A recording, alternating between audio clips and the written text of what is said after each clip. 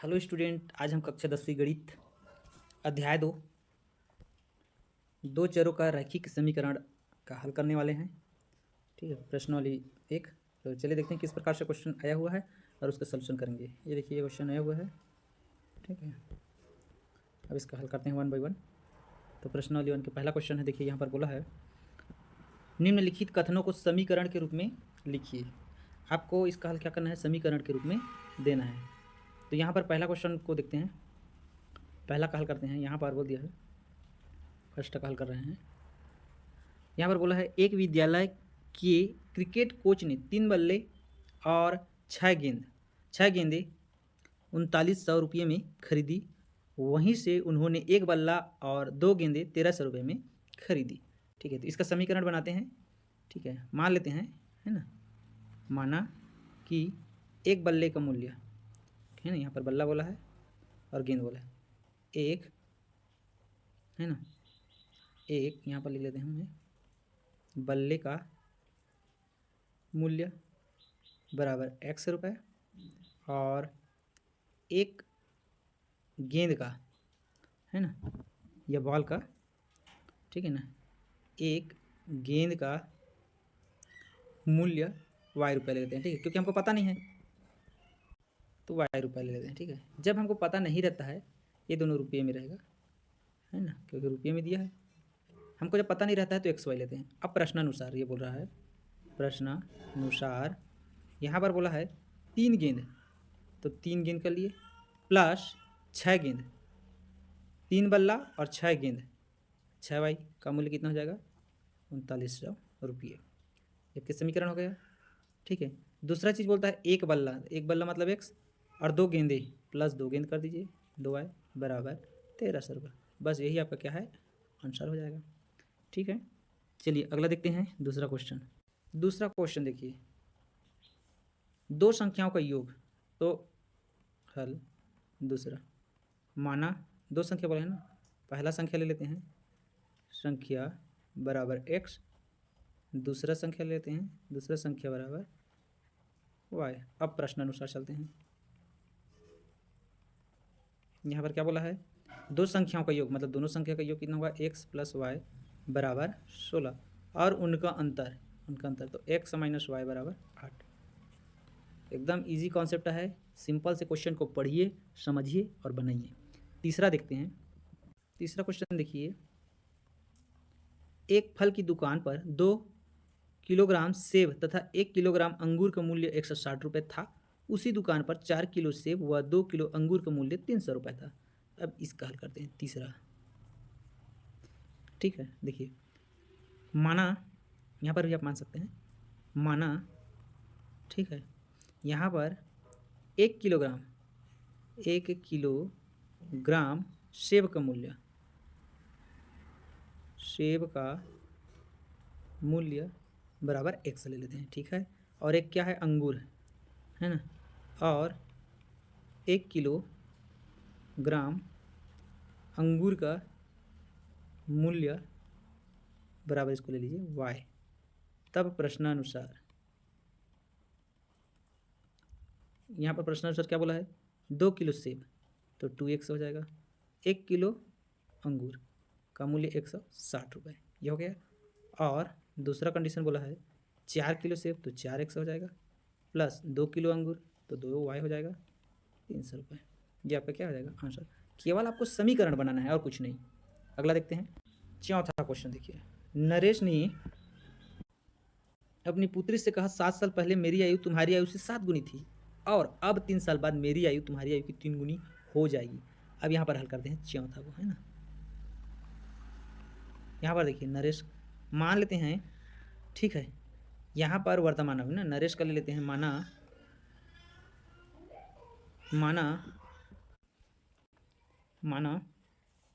यहाँ पर ले लेते हैं, माना नरेश की आयु है ना, वर्तमान आयु, माना नरेश का वर्तमान आयु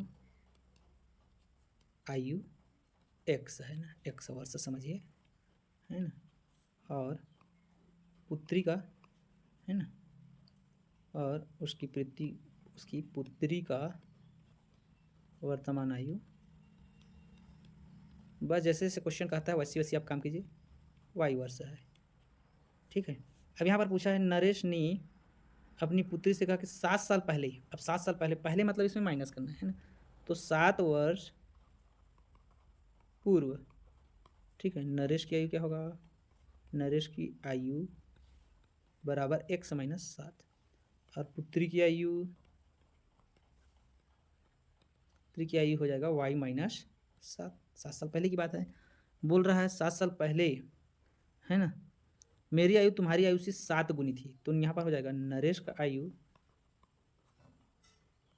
आयु बराबर 7 गुणा पुत्री की आयु।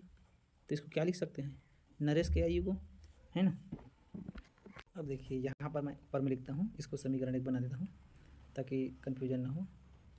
ठीक ना, अब यहाँ पर देखिए नरेश की आयु यहाँ पर लेते हैं, 7 साल पहले की बात चल रहा है, तो नरेश की आयु यहाँ पर क्या मिल रहा है, 1 माइनस 7, इसको 7 साल, है ना, 7 गुना हो जाएगी पुत्री की आयु की। पुत्री की आयु यहाँ पर क्या दिख रहा है, y माइनस 7। तो बस इसको थोड़ा सा हल कर लेते हैं, समीकरण हमको मिल जाएगा, ये हो जाएगा 7y माइनस 7 7 49। ठीक है, अभी यहाँ पर क्या कर सकते हैं हम लोग, y को इधर भेज दीजिए तो ये हो जाएगा 7y, और इधर हो जाएगा ये 7 उधर चला जाएगा तो वो प्लस हो जाएगा, और इधर तो ये 49 माइनस आई है ना। अब यहाँ पर देखिए 1 माइनस 7y बराबर हो जाएगा, इसको घटा देंगे तो माइनस 42। ये आपका समीकरण 1 मिल जाएगा। दूसरा कंडीशन आप 3 साल बाद बोला है। अब यहाँ पर देखिए अगला बोल रहा है, एक तो समीकरण मिल गया, दूसरा बोल रहा है 3 साल बाद, पहले 7 साल पहले, 3 साल बाद। अब यहाँ पर देखिए नरेश की आयु क्या होगा, नरेश की आयु बराबर 1 प्लस 3, बाद बोल रहा है 3 साल बाद, है ना। पुत्री की आयु हो जाएगी, पुत्री की आयु 3 साल बाद। देखिए बाद का मतलब है जैसे कि मान लीजिए अभी 2024 से 3 साल बाद, तो प्लस 3 करेंगे ना, तो वैसे यहाँ पर हो जाएगा y प्लस 3। यहाँ पर बोला है 3 गुनी हो जाएगी, क्या हो जाएगी, 3 गुनी। तो यहाँ पर नरेश की आयु बराबर 3 गुना पुत्री की आयु, है ना, की आयु हो जाएगा। ठीक है, तो अब इसको क्या कैसे लिखेंगे हम लोग, x प्लस 3 इधर, और उधर 3 गुना है, यहाँ पर y प्लस 3, तो हो जाएगा x प्लस 3, इधर हो जाएगा 3y प्लस 3 तिया 9, तो x y को इधर भेज दीजिए 3y को, तो ये माइनस हो जाएगा, और 9 माइनस 3, 3 उधर जाके माइनस हो जाएगा, तो x माइनस 3y बराबर यहाँ पर हो जाएगा 6। तो ये आपका समीकरण 2 मिल गया, और यही समीकरण 1 और समीकरण 2 क्या हो जाएगा, आंसर हो जाएगा। ठीक है, बेसिक कॉन्सेप्ट है, बस आपको क्वेश्चन को समझना है, फिर उसके अकॉर्डिंग हल करना है। चलिए अगला क्वेश्चन देखते हैं। एक व्यक्ति घर से कार्यालय जाने के लिए 90 किलोमीटर दूरी तय करता है, इसके लिए वह ट्रेन और टैक्सी का उपयोग करता है। व्यक्ति द्वारा टैक्सी से तय की गई दूरी ट्रेन से तय की गई दूरी की दुगनी है। ठीक है, तो मान लेते हैं यहाँ पर पांचवा माना, ठीक है, किससे किससे दूरी तय कर रहा है ये, ट्रेन से, पहला चीज़ बोला ट्रेन से और टैक्सी से, है ना। तो यहाँ पर दोनों को ले लेते हैं, यहाँ पर ट्रेन और टैक्सी दोनों है। ठीक है, यहाँ पर पहला चीज़ बोला है ट्रेन और टैक्सी, है ना, दोनों को उपयोग कर रहा है, तो यहाँ पर लिखते हैं ट्रेन के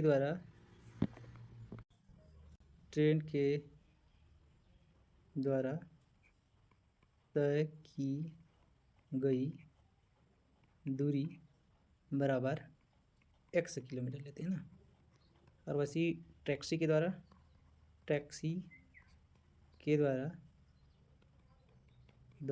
की गई दूरी बराबर y किलोमीटर हो जाएगा, है ना, y किमी। तो प्रश्नानुसार ये बोला है कुल दूरी तय करता है ना, प्रश्नानुसार कुल दूरी किस 90 किलोमीटर तय कर रहा है, मतलब x प्लस y बराबर कितना दूरी तय कर रहा है, 90 किलोमीटर। ये हो गया।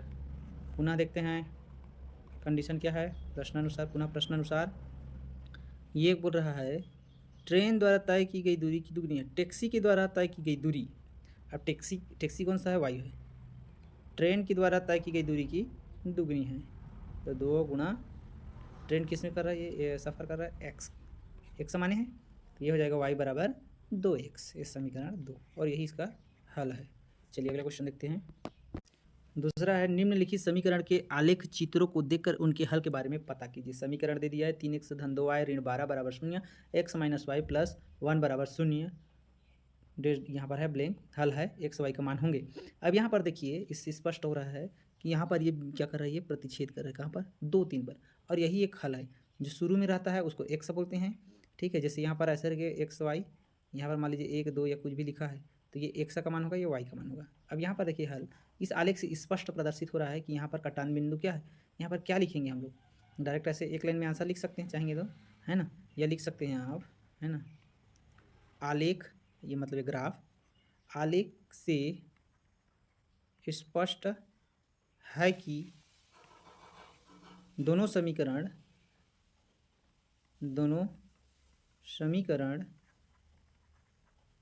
ठीक है प्रदर्शित करने वाली, ठीक है, प्रदर्शित करने वाली, ठीक है, प्रदर्शित करने वाली रेखाएं एक दूसरे को, प्रदर्शित करने वाली रेखाएं एक दूसरे को कहाँ पर काट रही है, एक दूसरे को, है ना, बिंदु यहाँ पर लिख दिया है 2 3 पर प्रतिच्छेद करती है, प्रतिच्छेद कर रही है ना, रही है। अतः समीकरण का अद्वितीय हल है ना, अतः समीकरण का अद्वितीय हल है ना, अतः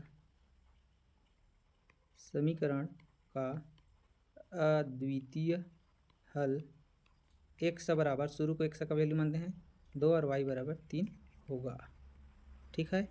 ये आंसर हो गया। दूसरा क्वेश्चन देखते हैं, चलिए अगला। ये दूसरा का बा है, समीकरण दे दिया है 3x धन 6y बराबर 15, x धन 2y बराबर 5 में खाली स्थान हल है, x y का मान होगा।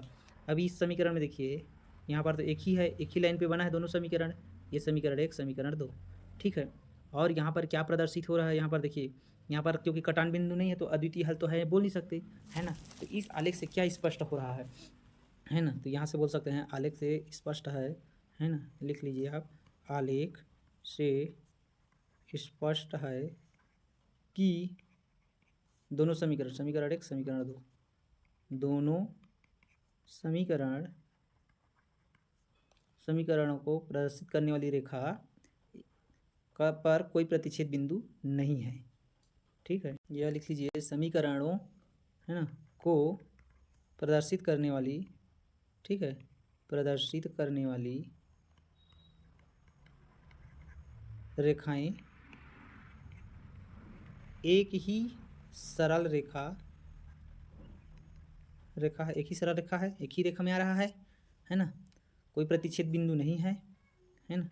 यहाँ पर लिख लीजिए, कोई प्रतिच्छेद बिंदु नहीं है, अतः, है ना, अद्वितीय हल नहीं होगा, अतः अद्वितीय हल नहीं होगा, ठीक है, अर्थात अनेक हल होगा, है ना, अर्थात अनेक हल होगा।